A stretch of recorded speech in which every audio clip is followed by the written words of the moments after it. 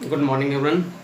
Today's chapter is here the depreciation. Okay, we have already done the meaning of depreciation, features of depreciation, and why we needed the charge of depreciation. Now we take the methods of depreciation. Actually, there are a number of methods of depreciation, but in 11th class we have only for two methods, straight line and diminishing balance method. Actually, in 11th class course we have two methods. Number one is here the straight line method और second is here diminishing method. Method जो depreciation के आपके पास में दो methods आपके पास में. फर्स्ट है स्ट्रेट लाइन मेथड, इसका दूसरा नाम है others name is here fixed instalment method and others name is here the original cost method and second is here the diminishing balance method. Other name is the return down value method और reducing cost के method के इसमें ये same आपके पास ये same है. तो first है आपके पास straight line method, fixed instalment method आपके पास में, और नेक्स्ट है आपके पास में ओरिजिनल कॉस्ट मेथड. तो इसका पहले मैंने आपको डिटेल में बताया था बस में. तो स्ट्रेट लाइन मेथड में या फिक्स्ड इंस्टॉलमेंट मेथड या ओरिजिनल कॉस्ट मेथड में क्या होता है सिंपल सा. Under this method we charge depreciation on original cost machine. Original cost machine का मींस है which price we assets are acquire. जिस प्राइस पर हमने असेट्स को एक्वायर किया है वो प्राइस हमारी कहलाती है ओरिजिनल कॉस्ट. उसमें जितने भी एक्सपेंसेस होते हैं आपके पास में, इंस्टॉलेशन चार्जेस होते हैं, ठीक है, और कोई डिलीवरी चार्जेस को लाने का उसके कॉस्ट में क्या करते हैं, ऐड कर देते हैं, तो वो कहलाती है हमारे पास में उसकी ओरिजिनल कॉस्ट. इसका means in this method depreciation charge on original cost of assets. Assets की ओरिजिनल कॉस्ट पर अपन डेप्रिसिएशन चार्ज करते हैं आपके पास में. दूसरी चीज क्या है, अमाउंट ऑफ डेप्रिसिएशन क्या होता है, फिक्स होता है. जैसे असेट्स के कॉस्ट कितनी पास है, 1 लाख है आपके पास में, तो 1 लाख का 10% कितना होता है, 10,000. हम एज्यूम करते हैं 10% डेप्रिसिएशन है, तो 1 लाख का 10% कितना होता है, 10,000. तो एवरी ईयर जो डेप्रिसिएशन चार्ज होगा किस पर चार्ज होगा, 1 लाख पर ही चार्ज होगा. तो 1 लाख का 10% 10,000. तो फर्स्ट ईयर भी 10,000, सेकंड ईयर भी 10,000, थर्ड ईयर भी 10,000, फोर्थ ईयर भी 10,000. इट मीन्स पहले साल मशीन कितने की थी, 1 लाख की, 10,000 डेप्रिसिएशन कितने की बची, 90 की. सेकंड ईयर फिर 10,000 की डेप्रिसिएशन हुई तो कितने की बची, 80 की. फिर 10 की डेप्रिसिएशन हुई, फिर कितने की बची, 70 की. फिर 10 की डेप्रिसिएशन कितने बची, 60 की. तो लास्ट मशीन की कॉस्ट क्या रह जाएगी, 0 रह जाएगी हमारे पास में. Amount of depreciation in this method same. Amount of depreciation का हर साल क्या रहेगा, सेम रहेगा, चेंज नहीं होगा. 10,000 10,000 10,000 क्योंकि ओरिजिनल कॉस्ट पर चार्ज करते हैं, इसलिए इसको क्या कहते हैं, फिक्स्ड इंस्टॉलमेंट, क्योंकि अमाउंट क्या डेप्रिसिएशन का हर साल फिक्स है आपके पास में. ओरिजिनल कॉस्ट क्यों कहते हैं, क्योंकि ओरिजिनल कॉस्ट पे डेप्रिसिएशन चार्ज करते हैं. तो सिंपल सा इन दिस मेथड जो डेप्रिसिएशन चार्ज होता है किस पर, ओरिजिनल कॉस्ट पे चार्ज होता है, और अमाउंट जो डेप्रिसिएशन क्या होता है वो इक्वल होता है आपके पास में, इसलिए इसे कहते हैं ओरिजिनल कॉस्ट मेथड या फिक्स्ड इंस्टॉलमेंट मेथड आपके पास में. अब इसकी कुछ मेरिट्स भी हैं, कुछ डीमेरिट्स क्या होते हैं. फर्स्ट मेरिट्स क्या है, सिंपल मेथड है, comparison of other method of depreciation. This is the simple method, बिल्कुल सिंपल मेथड है. हर साल 1 लाख पर डेप्रिसिएशन लगाना है, 10%, 10,000 10,000 10,000. सिंपल मेथड है. Assets can be depreciated up to estimate scrap value. Scrap value का मींस होता है आपके पास में जो असेट्स के लास्ट में वैल्यू रह जाती है आपके पास में. तो यहाँ कंडीशन ऐसी आती है, इस मशीन की वैल्यू कितनी है, 1 लाख है, तो स्क्रैप कोई बचेगा ही नहीं. क्यों नहीं बचेगा, सिंपल सा 1 लाख की असेट्स आपके पास में कंटिन्यू 10 ईयर्स तक मैंने यूज मिली, तो उसकी वैल्यू क्या रह जाएगी, 0 रह जाएगी पास में. तो कई बार ऐसा भी होता है आपके पास में, यदि मशीन को अपन पूरे 10 ईयर तक यूज मिले तो उसकी स्क्रैप वैल्यू क्या रहती है, 0 रहती है उसके पास में, है ना. अगर बीच में बेच दें तो खैर 0 नहीं रहेगी आपके पास में. नेक्स्ट क्या है, assets can be depreciated up to उसके एस्टिमेट वैल्यू तक अपन उसको क्या कर सकते हैं, डेप्रिसिएशन चार्ज करते हैं.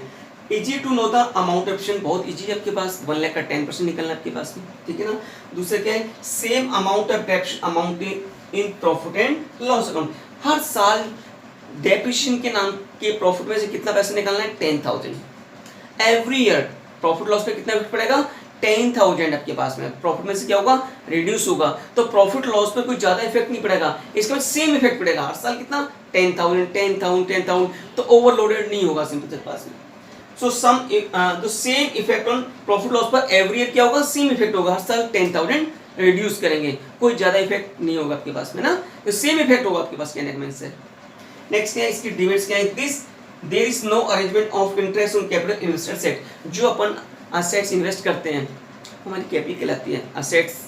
एज ए कैपिटल अपन कैश भी इन्वेस्ट कर सकते हैं और असेट्स. अब कैपिटल इन्वेस्ट करते थे उस पर क्या मिलता था, इंटरेस्ट. तो यहाँ पर इंटरेस्ट का कोई भी ठीक है ना, अरेंजमेंट नहीं है जो अपन ने इन्वेस्ट किया आपके पास। सेकंड क्या है, विद द पासेज टाइम, जैसे जैसे टाइम बीतता जाता है असेट्स की एफिशिएंसी क्या होती जाती है, डिक्रीज होती जाती है। कोई भी असेट्स है नहीं खरीदते हैं एफिशिएंसी ज़्यादा होती है, ठीक है ना, रिपेयरिंग चार्जेस कम होते हैं, लेकिन जैसे टाइम स्पेंड हो जाता है उसकी एफिशिएंसी क्या होती है, ज़्यादा हो जाती है, और उसकी जो सिंपल सा रिपेयरिंग चार्जेस हैं वो बढ़ते जाते हैं आपके पास में। इससे क्या होगा, there is a result more load on profit. इसका इफेक्ट क्या होगा, जितने भी रिपेयरिंग चार्जेस उनका इफेक्ट क्या पड़ेगा प्रॉफिट एंड लॉस अकाउंट पे। असेट्स की एफिशिएंसी तो क्या होगी, रिड्यूस हो गई, लेकिन उसके रिपेयरिंग चार्ज इंक्रीज हो गई, इसके इफेक्ट किस पड़ेगा, प्रॉफिट एंड लॉस अकाउंट पे ओवरलोड हो जाएगा। नेक्स्ट क्या है, some time in this method book value of assets nil. कई बार ऐसा होता है अपन ने 10% के हिसाब से असेट्स को लिया, पहले साल 10,000 तो 1 लाख की मशीन थी, आफ्टर 10 ईयर क्या होगी, जीरो हो गई। बुक में तो क्या होगी, असेट्स की वैल्यू जीरो हो गई पैसे, लेकिन रियलिटी में उसका स्क्रैप तो कुछ बिकेगा ना, 2,000 4,000 5,000, लेकिन उसका क्या रहता है, कुछ ना कुछ वैल्यू उसकी रह जाती है आपके पास में। तो सिंपल सा sometime this method books value of assets nil हो जाती है। 20% किसी असेट्स का अपन नील करते हैं आपके पास में, डेप्शन लगाते हैं, तो 1 लाख की मशीन 5 ईयर में क्या हो जाएगी, खत्म हो जाएगी पास में। Still the assets are use in business, जबकि असेट्स बिजनेस में यूज की जा रही है। अपन लगाते हैं किसी असेट्स की कॉस्ट है 1 लाख, 20% एवरी ईयर के लगाते हैं डेप्रिसिएशन, पहले साल में 20,000, 25 साल में खत्म हो जाएगी, लेकिन आफ्टर दिस भी बुक में तो उसकी वैल्यू जीरो हो गई, लेकिन फिर भी अपन किसके यूज में ले रहे हैं, बिन्स के यूज में ले रहे हैं, तो इसका कहीं भी कोई अरेंजमेंट नहीं है। तो इसकी क्या थी, ये मेरिट्स थी और ये लिमिट्स थी। अब लेते हैं अपन इसमें इसके कुछ क्वेश्चंस लेते हैं आपके पास में। अब इसमें जनरल एंट्रीज क्या क्या होंगी आपके पास में, स्ट्रेट लाइन मेथड में कौन कौन सी जनरल एंट्री आपके पास में होंगी आपके पास में। तो फर्स्ट एंट्री आपके पास में कौन सी होती है, असेट्स को परचेज करने की एंट्री होती है। तो फर्स्ट एंट्री होती है purchase of assets, purchase of fix assets, है ना, purchase of fix assets, fix assets को परचेज करने की एंट्री होती है। तो असेट्स को परचेज करने की एंट्री होती है फर्स्ट में assets account DR to bank account, ये एंट्री हमारे पास में होती है, ठीक है ना, बीइंग असेट्स परचेज आपके पास में।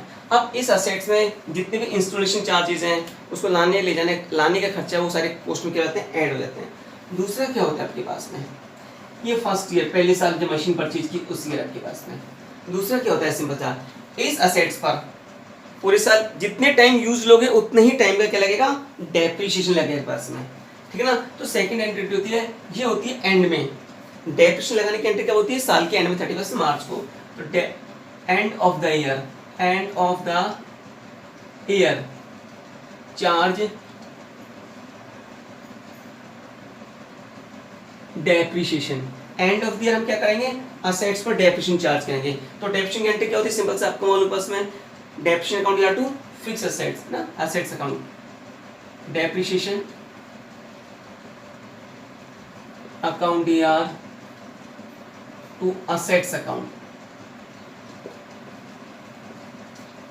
और जितने टाइम हम असेट्स को यूज में लेंगे उतने ही टाइम का क्या लगेगा, डेप्रिसिएशन लगेगा।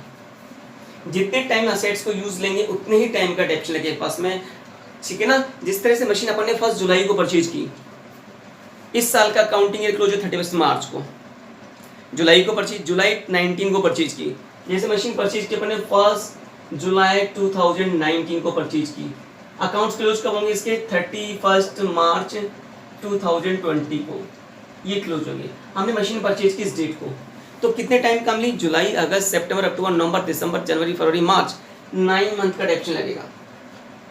कितने मंथ का डेप्रिसिएशन लगेगा, 9 मंथ का डेप्रिसिएशन लगेगा।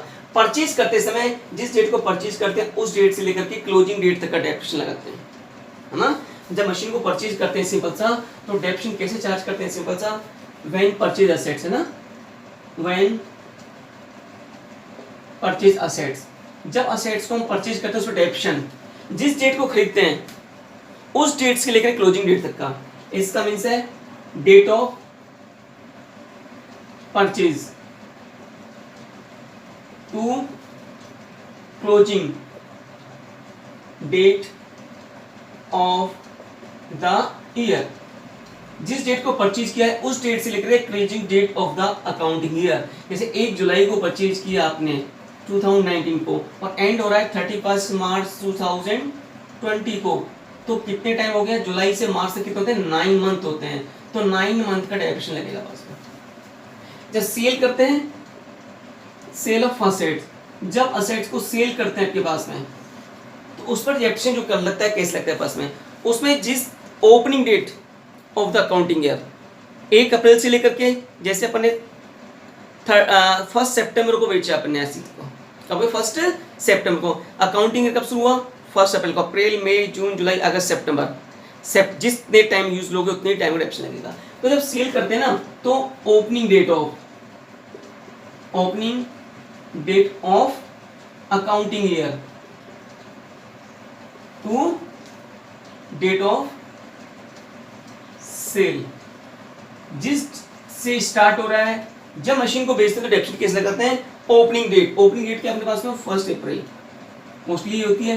बेच रहे अपन कब रहे हैं, 30 सितंबर को बेच रहे हो, तो लगा लो आप अप्रैल मई जून जुलाई अगस्त सितंबर, कितने 6 मंथ का डेप्रिसिएशन लगेगा, ठीक है ना। तो जब मशीन को परचेज करते हैं तो सिंपल परचेज डेट से लेकर क्लोजिंग डेट तक, और जब सेल करते हैं तो ओपनिंग डेट से लेकर के अकाउंटिंग ईयर की, और जिस डेट को बेचते हैं उस डेट तक का क्या लगाते हैं, डेप्रिसिएशन चार्ज करते हैं। सिंपल ये डेप्रिसिएशन लगाने के पास में, ठीक है ना। और डेप्रिसिएशन कैसे लगाएंगे, सिंपल सा कैसे होगा, मशीन की cost of machine into percentage दे रखी होगी आपको, रेट जो भी दे रखी होगी, इनटू टाइम आपके पास। जैसे कोई मशीन कितने की है, 1 लाख की है, कितना परसेंट से, 10% के रेट से। हमने जुलाई में परचेज की, तो जुलाई अगस्त सितंबर अक्टूबर नवंबर दिसंबर जनवरी मार्च, 9 मंथ का क्या लगेगा, डेप्रिसिएशन। 1 अप्रैल को परचेज की तो पूरे साल का लग जाएगा, ये नहीं आएगा आपके पास में, है ना। तो सिंपल सा आपके पास में दूसरी एंट्री आपके पास में क्या होगी, सेकंड एंट्री आपके पास में क्या होगी, सिंपल सा ये सेकंड एंट्री आपके पास में होगी। थर्ड एंट्री क्या होती है, थर्ड एंट्री पास में जो डेप्रिसिएशन होता है हर साल कहाँ ट्रांसफर होता है, प्रॉफिट एंड लॉस में। डेप्रिसिएशन की रिकवरी कहाँ से करोगे, प्रॉफिट एंड लॉस से। तो डेप्रिसिएशन को ट्रांसफर करते हैं प्रॉफिट एंड लॉस में। तो डेप्रिसिएशन अकाउंट ट्रांसफर, टीआर का means transfer to profit and loss account, profit loss में ट्रांसफर करते हैं। सेकंड एंट्री के पास में क्या होगी, profit and loss account DR to depreciation account, ठीक है ना। तो पहले साल में 3 एंट्री आपके पास में होंगी। फर्स्ट एंट्री क्या होगी, असेट्स को परचेज करने की, दूसरी एंट्री डेप्रिसिएशन लगाने की एंट्री। इस डेप्रिसिएशन को ट्रांसफर करने प्रॉफिट एंड लॉस में, क्योंकि ये डेप्रिसिएशन क्या होता है, एक्सपेंसेस होता है, और इसको भाई कहाँ एडजस्ट करना पड़ेगा, भाई लॉस को पूर्ति कहाँ से होती है, जितने प्रॉफिट होंगे वहां से पूर्ति नहीं एक्सपेंसेस की। तो दूसरी एंट्री आपके पास में ये होती है। ये तो पहले साल एंट्री होगी। सेकंड ईयर आपके पास में, सेकंड ईयर हो सकता है हमने इस मशीन को सेल नहीं किया, हमने इस मशीन को सेल किया ही नहीं, तो अपनी इसको यूज तो किया होगा ना, पूरे साल यूज किया होगा, तो पूरे साल का डेप्रिसिएशन लगेगा। तो इसमें ये एंट्री तो होगी नहीं, ये वाली एंट्री होगी और ये वाली एंट्री कंटिन्यू। जब तक मशीन को सेल नहीं करते तब तक ये 2 एंट्री कंटिन्यू चलेगी। तो सेकंड ईयर में आपके पास में जो फर्स्ट एंट्री होगी वो होगी आपके पास में end of the year, end of the year charge depreciation, depreciation charge करने की एंट्री सेम हुई। एंट्री क्या होगी, depreciation account DR to assets account, narration being depreciation charge on assets, being depreciation charge on assets, ये आपके पास हो जाएगी। दूसरी एंट्री प्रॉफिट लॉस में ट्रांसफर करने की एंट्री है। Second entry depreciation transfer to profit and loss account, depreciation का ट्रांसफर करने के लिए प्रॉफिट एंड लॉस में सेम एंट्री होगी। एंट्री क्या हो जाएगी, profit and loss account DR, loss account DR to depreciation account, ये एंट्री के पास, ठीक है ना। सेकंड ईयर में हो सकता है आपके पास में हमने यदि थर्ड ईयर में मशीन को नहीं बेची तो थर्ड ईयर 2 एंट्री होगी, फोर्थ ईयर नहीं बेची तो फोर्थ ईयर भी 2 एंट्री होगी और कुछ नहीं होगा, फिफ्थ ईयर भी एंट्री होगी। हो सकता है आपके पास में हम अब इसको नेक्स्ट किसी ईयर में सेल कर रहे हो, इस मशीन को क्या कर रहे हो, सेल कर रहे हो, तो एंट्री हमारे पास में क्या होगी आपके पास में, सेल करने में प्रॉफिट भी हो सकता है और लॉस भी हो सकता है। हम ले रहा हूँ third year fourth year. Third year अगर हो सकता है हम सेल कर रहे हैं आपके पास में, क्या कर रहे हो, सेल कर रहे होते हो, क्या होगा पास में, इफ सेल ऑफ असेट्स, यदि हम असेट्स को क्या कर रहे हैं, सेल कर रहे हैं आपके पास में, ठीक है ना। तो एंट्री आपके पास में क्या हो जाएगी, उल्टा हो जाएगी। पहले अपन ने असेट्स को क्या कर दी, बैंक, अब यहाँ हो जाएगी बैंक या cash account R to machine account या असेट्स अकाउंट आपके पास में, टू असेट्स अकाउंट,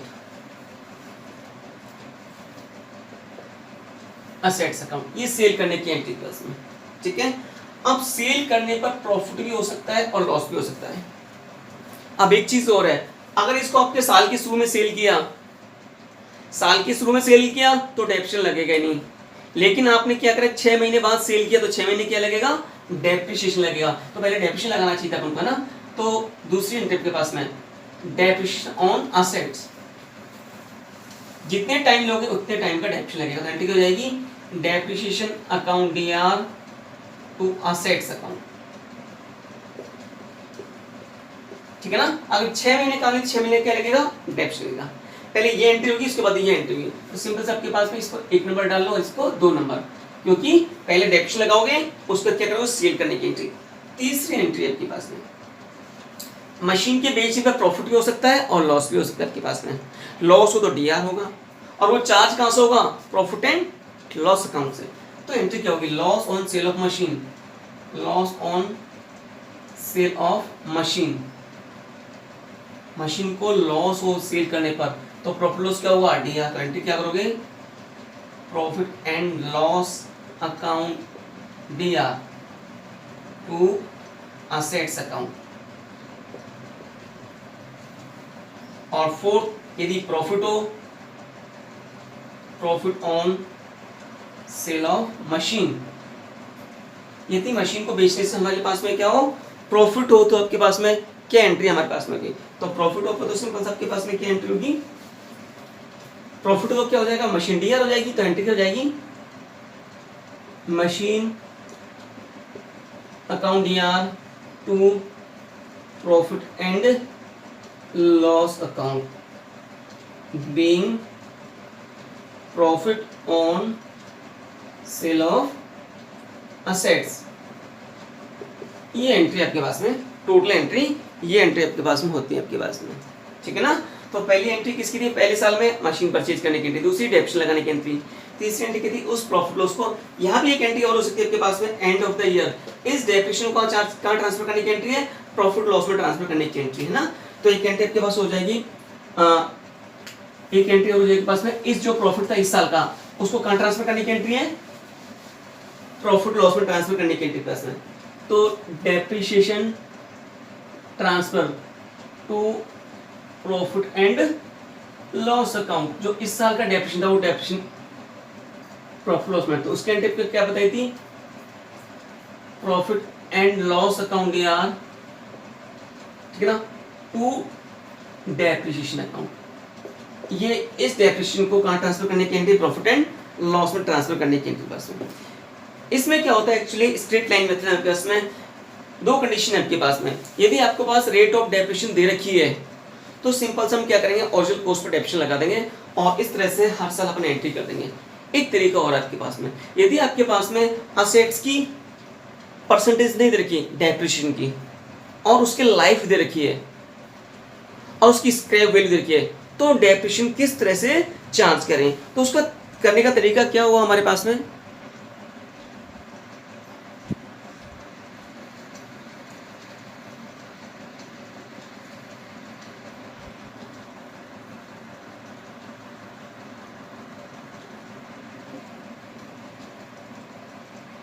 अब नेक्स्ट क्या है आपके पास में, सिंपल सा आपके पास में नेक्स्ट दे रखा है आपके पास में, इफ लाइफ ऑफ असेट्स। अब इसमें क्या है, स्ट्रेट डेप्रिसिएशन निकालने के दो तरीके होते हैं। एक तो सिंपल सा क्या होता है, आपके पास में ऑलरेडी परसेंटेज दे रखी हो, है ना, असेट्स की डेप्रिसिएशन की परसेंटेज दे रखी हो, हम डायरेक्ट निकाल देंगे। लेकिन कई बार क्या होता है, लाइफ ऑफ असेट्स में इतने टाइम तक इस असेट्स चलेगी आपके पास में। दूसरा क्या है, रिजाइडल वैल्यू, रिजल्ट वैल्यू का मीन्स है लास्ट में उस असेट्स की कितनी वैल्यू रहेगी पास में, और स्क्रैप वैल्यू मीन्स लास्ट में कपड़ा कितने का बिकेगा आपके पास वो।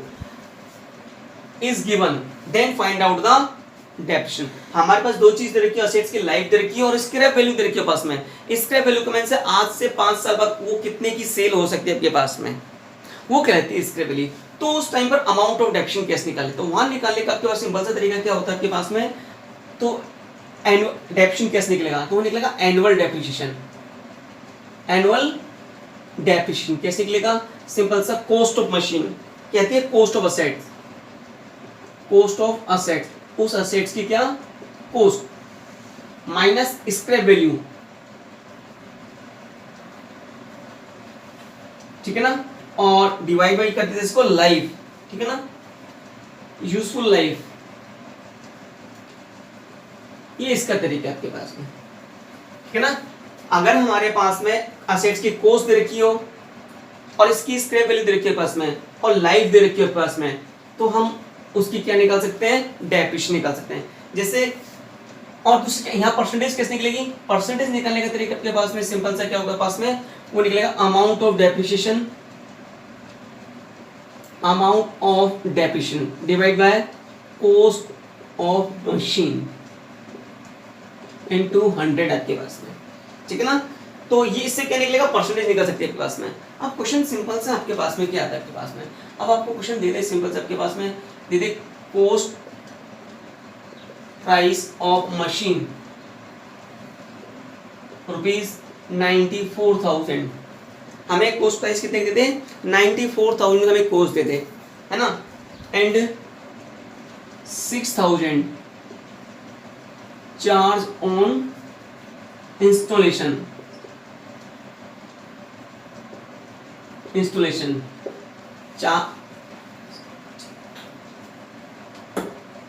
6,000 रुपये हमने किस पे लगाए, अपने इंस्टॉलेशन में लगाए पास में।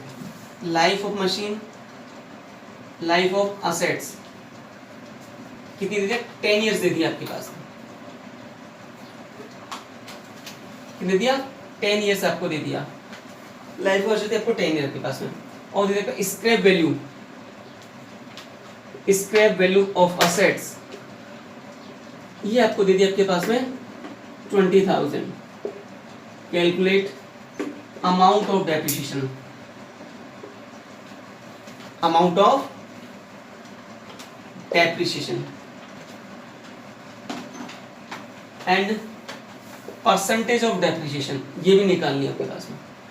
तो कैसे निकाले, सिंपल सा, हमें मशीन की कॉस्ट दे रखी है 94,000, 6,000 इसको लगाने में खर्चा होगी, कॉस्ट कितनी होगी 1 लाख।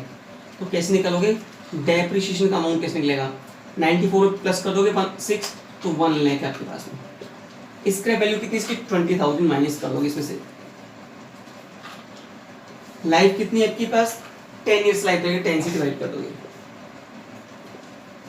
तो 10 पर ये कितना हो जाएगा पास में 80,000। लाइफ है 10 ईयर प्लस 80,000 आपके पास होता है, 80,000 डिवाइड बाई 10, तो पर ईयर डेप्रिसिएशन कितना होगा, 8,000 रुपये पर ईयर का डेप्रिसिएशन। एनुअल डेप्रिसिएशन कितना होगा, ये आपके पास में, ठीक है ना। पर ईयर जो डेप्रिसिएशन आपके पास में वो कितना हो गया आपके पास में, ये हो गया आपके पास 8,000 पर ईयर डेप्रिसिएशन होगा। अब परसेंटेज निकालने का तरीका क्या होगा, सिंपल सा, परसेंटेज कैसे निकाले, अमाउंट ऑफ डेप्रिसिएशन कितना 8,000 इनटू डिवाइड बाय कॉस्ट कितनी थी इसकी, तो 1 लाख आपके पास में, इतना डिवाइड बाय क्या करते हैं इनटू 100, तो कितना हो जाएगा, इससे ये गया आपके पास में, ये 2 से ये गया, तो कितना आपके पास आती है 8% आपके पास में आती है। कितनी आती है पास में, 8% आपके पास से आती है, ये परसेंटेज आपके पास में, और ये आपके पास में।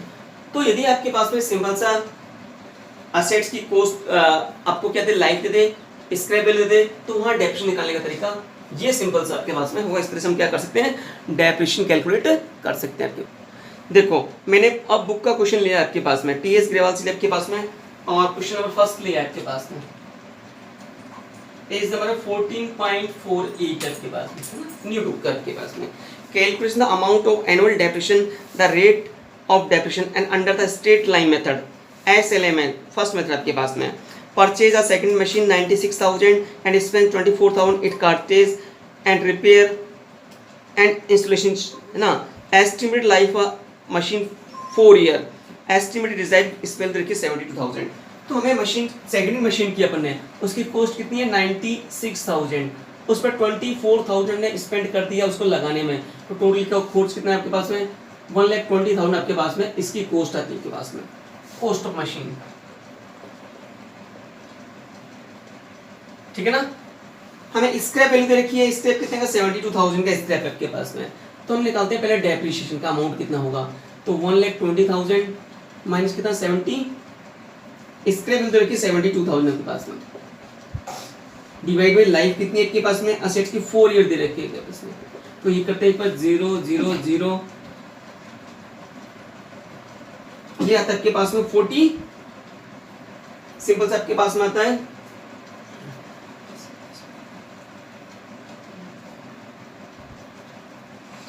ये तो 48,000 आपके पास में,